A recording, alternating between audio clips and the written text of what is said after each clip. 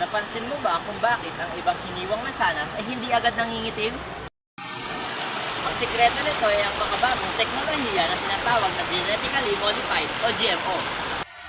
Ang GMO apple ay binuo sa pamamagitan ng pagbabago ng ilang bahagi ng genes nito upang mabawasan ang mabilis na pangingitim kapag ito ay nahiwa o nalambog. Dahil dito, mas tumatagal ang kasariwan nito, nababawasan ang mga nasasayang na pagkain at mas nagiging kaayaya itong kainin. Kung mabibigyan kami ng pagkakataong baguhin ng isang mansanas, gugustuhin namin gawin itong kasing laki ng pakwan habang nananatili pa rin matamis, malutong at makatas. Nais din namin taglayin ito ang ilan sa mga pinakamahalagang bitamina na kailangan ng ating katawan. Maglalaman ito ng vitamin A na karaniwan nating makukuha sa mangga. Ito ay upang mapanatiling malusog ang ating mga mata, balat at resistensya ng ating katawan. Kakaroon din ito ng vitamin C na matatagpuan naman natin sa bayabas. Ito naman ay upang mapalakas ang ating resistensya at mapabilis ang paghilom ng ating mga sugat. Maglalaman din ito ng vitamin D. Ito naman ay upang makatulong sa pagpapatibay ng mga buto at ngipin. Vitamin E na makakuha natin sa kiwi. Ito naman ay upang maprotektahan ang mga selula ng katawan at mapanatiling malusog ang balat.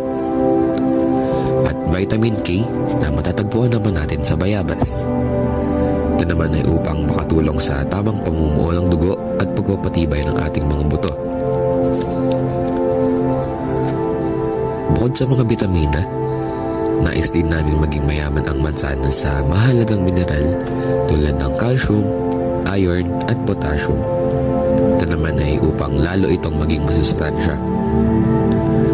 Gagawin din namin itong mas matibay laban sa mga peste at sakit, hindi madaling masira o mabulok, at hindi agad nangingitim kapag nahiniwa. Sa aming palagay, ang ganitong uri ng mansanas ay makapagbibigay ng sapat na sustansya sa maraming tao. Makakatulong sa pagpapabuti ng kalusugan, makababawas sa pag-aaksaya ng pagkain, at magiging kapaki-pakinabang para sa parehong mga mamimili at magsasaka. Gayunpaman, may ilang posibleng hindi magandang epekto ang ganitong pagbabago. Maaring maging mas mahal ang paggawa at pagbebenta ng mansanas dahil sa paggamit ng makabagong teknolohiya. Posible rin magkaroon ng pangamba ang ilang tao tungkol sa kaligtasan ng genetically modified o binagong prutas. Maaari rin itong makaapekto sa balanse ng kalikasan kung hindi ito mapag-aaralan at makokontrol ng mabuti. Bukod dito, dahil sa sobrang laki nito, maaari maging mahirap itong dalhin, itabi at ibenta kumpara sa karaniwang mansanas. Kaya mahalagang dumaan muna ang ganitong uri ng produkto sa masusing pananaliksik at pagsusuri upang matiyak na ito ay ligtas para sa tao at sa kapaligiran bago ito gamitin o ibenta.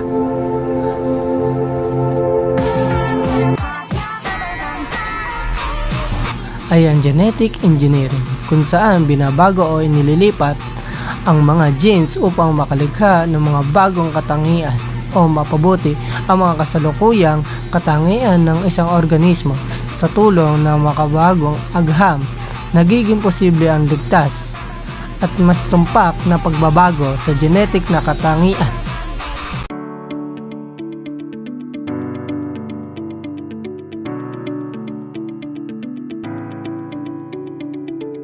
Ang genetically modified na mansanas ay makakatulong sa problema ng mabilis na pagkasira at pagkaitim ng prutas. Dahil dito, mas tumatagal itong sariwa, nababawasan ang nasasayang na pagkain, at mas napapanatili ang magandang kalidad nito.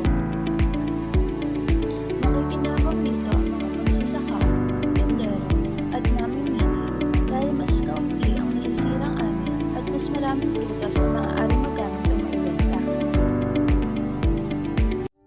Ang genetically modified apple ay may mas mataas na nutritional value dahil mas maraming vitamin C at antioxidants. Mas matagal din itong masira o mag-brown pagkatapos suwain, kaya nababawasan ang food waste. Maaari rin itong maging pest resistant, kaya mas kaunti ang pesticide ang kailangan ng mga magsasaka at mas mataas ang ani. May ilang consumers na nag-aalala sa posibleng long-term effects ng GMO sa kalusugan at kapaligiran.